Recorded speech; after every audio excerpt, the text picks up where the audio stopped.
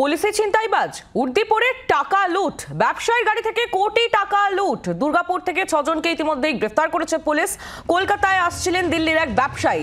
জাতীয় সড়কে বেশ কয়েকজন গাড়ি আটকায়। ধৃতদের মধ্যে সাসপেন্ড হওয়া একজন পুলিশ কর্মীও রয়েছে বলে অভিযোগ।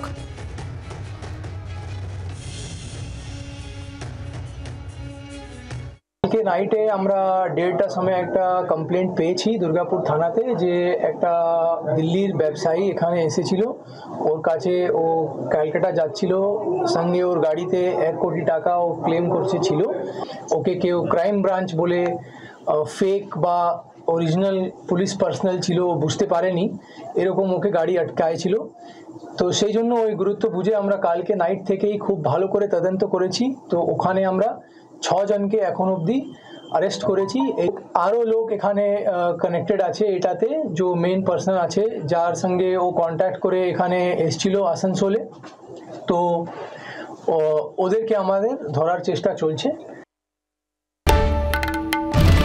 বাংলার আওয়াজ, বাঙালির আবেগ, জি 24 ঘন্টা।